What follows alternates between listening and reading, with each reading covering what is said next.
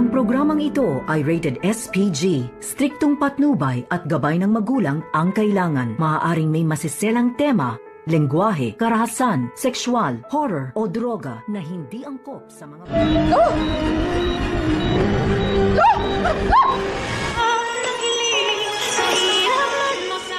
Narito na nga ang ating pagkaabangan mamaya sa abot kamay na pangarap.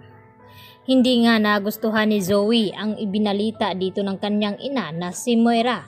At sinabi ni Moira sa kanyang anak na may malaki nga daw silang problema dahil lumabas na daw ang resulta ng fingerprint dito ni Zoe. At nagiging match nga daw ito. At hindi nga natuwa itong si Zoe bagkos ay umiyak siya ng husto. At sinasabi niya dito sa kanyang ina na papaano na daw ngayon. Ayaw daw niyang makulong. At habang iniisip niya ay dito naman nakita ni Zoe itong mukha na naman ni Lolo Pepe. At napagkamala na sinasakal nga siya nito. Subalit si Moira na nga ang nakaharap dito ni Zoe. At dito na hindi mapapakali itong si Zoe. At dito rin na pinakalma ni Moira ang anak at sinasabi na wag daw itong mag-alala. Dahil tatakas nga daw sila at hindi makukulong itong si Zoe. At dito rin na sinabi ni Zoe na hindi nga daw sila pwedeng tumakas dahil mas lalo lamang silang pagdududahan na may kinalaman nga dito sa nangyari kay Don Pepe. At wala na nga pagpipilian pa itong si Zoe. Samantala, hindi naman makpakali itong si Lynette at may pinapadalangang tauhan itong si Carlos upang ayusin na nga itong kwarto dito ni Annalyn at dalawang lalaki nga ito.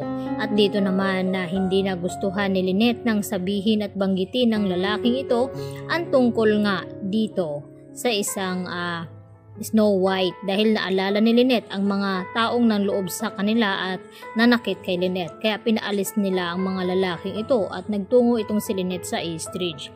At dito naman na kinakabahan itong si Carlos baka may makakita sa kanila na nag-uusap silang dalawa dito ni Moira. At hindi naman umamin itong si Carlos kay Moira na may kinalaman nga siya dito sa nangyari nga kay Don Pepe na nagkaroon ng cardiac arrest. At dito niya pilit na pinaalis itong si Moira. Subalit nakaramdam itong si Moira na may kinalaman na nga itong si Carlos sa nangyari nga dito kay Don Pepe. Samantala pumasok na nga sa trabaho itong si Zoe dito sa Apex Hospital at nakita naman dito ni Doc Antonio na nag-iisa ito at parang nakatulala. At dito nilapitan ni Dr. Antonio itong si Zoe at nagulat naman ito. At dito na biglang humagulhol at umiyak at dito sinabi ni Zoe na lagi daw nagpaparamdam sa kanya itong si Lolo Pepe. At nag-advise itong si Doc Luke na baka kinakailangan na puntahan ni Zoe sa ICU ang kanyang lolo at kausapin na sana ay patahimikan na siya at wag nang magpaparamdam. At pumayag naman itong si Zoe hanggang sa pumasok na nga sila dito sa kwarto. At dito naman na hindi nagustuhan ni Zoe at nilapitan at kinausap niya ang kanyang lolo at maya-maya nga ay biglang gumalaw at hinawakan ni Don Pepe ng mahigpit itong braso kamay ni Zoe at nagdilat nga ito ng paningin.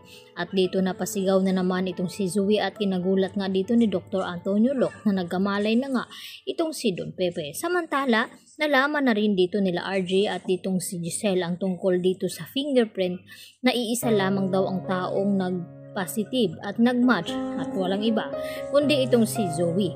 At dito rin nakakuha pa ang mga pulis ng another na ebidensya dito sa sapatos nga ni Zoe na natanggal nung ito'y hinihulog nga doon sa bangin itong si Don Pepe. Kaya sari-sari na nga ang ebidensya na hawak ngayon ng mga kapulisan lalo pat nakita ng katulong ni RJ itong sapatos ni Zoe na wala na daw itong design na kabago-bago at ang mahal-mahal pa naman.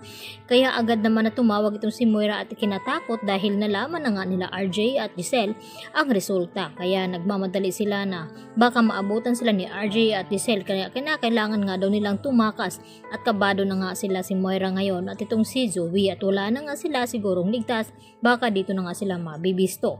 Kaya yan naman ang ating pakatutukan at aabangan mamaya mga kapuso kung ano ang magiging kahinatnan dito ni Zoe.